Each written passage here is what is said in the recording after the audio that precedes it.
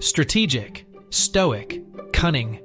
INTJs aren't exactly the types you think of when you imagine someone getting flustered or embarrassed. Chances are you think of a more emotionally sensitive type. But everyone can get embarrassed, and often about very different things. What rattles an INTJ? What embarrasses them? What simply annoys them socially? That's what we'll be exploring in today's video. Let's get started. Nobody's listening. When you start explaining a strategy or insight, but in the middle of the sentence, you realize nobody is paying attention and you just completely shut up, or start saying something absolutely absurd just to see if anyone's paying the slightest bit of attention. This is especially frustrating for you as an INTJ, because you don't tend to open your mouth unless you have something actually relevant and useful to say. It is your birthday. We've all been there. You're sitting at your favorite restaurant, about to dig into a delicious meal, when suddenly you see a group of people with feigned smiles walking towards you, banging on pans or blowing kazoos. Or worse, you're just entering your house, anxious for a few hours of quiet R&R, when confetti and shouts of "surprise" rain down on you without your consent. Between the awkward hugs from friends and family you hardly know, or don't really like, and the noise and attention, you feel trapped in a waking nightmare. Public present opening. You appreciate the gesture, you really do. But ripping paper off a surprise gift while everyone watches, hopefully anticipating your response, is a rare form of torture. First of all, everyone is staring at you. For some reason, this feels like electrical currents being hurled at your body without any way to protect yourself. Second, unwrapping the present seems to take forever, because when you begin to open a gift, something changes in the time-space continuum. Everything slows down. People's mouths seem to be opening and closing in slow motion. Your hands seem to freeze as you're peeling off that last bit of paper. And you know you'll have to feign a far more intense reaction than your usual resting death glare. But you also know that your reaction will probably look more scary than authentic. After all, your forced smiles have a habit of making people recoil in terror. Anything involving names.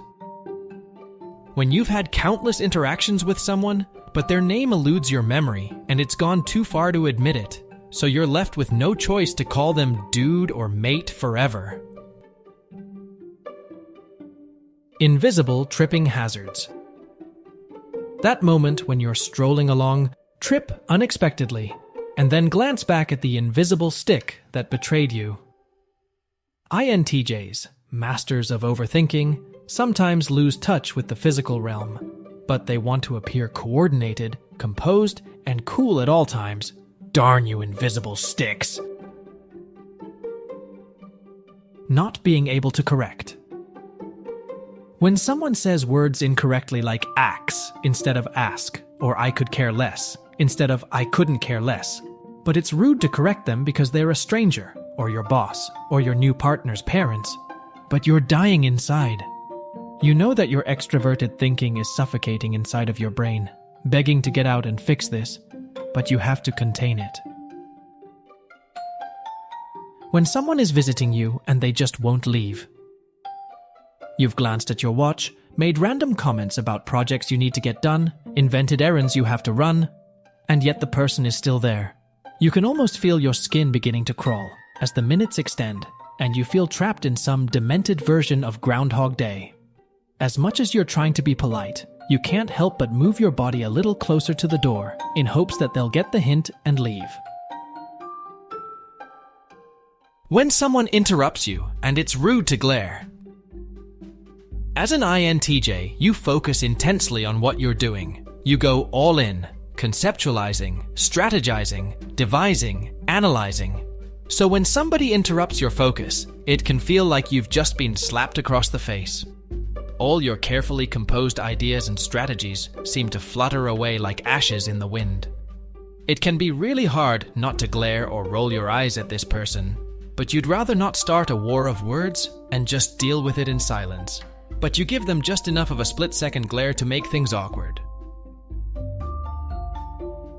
Why are you sitting there?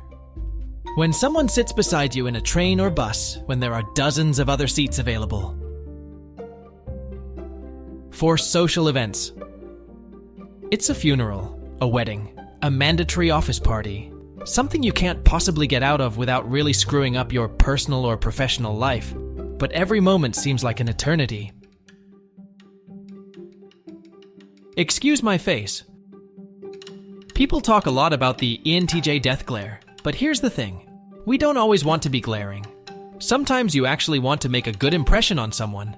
You get up, shake their hand, even attempt a smile, and you think you've succeeded. All has gone well. Instead, you later find out your face just looked like this. That's it for this video. Please feel free to share your experiences in the comments below. Thank you for your time, and don't forget to like and subscribe to the channel to never miss future uploads.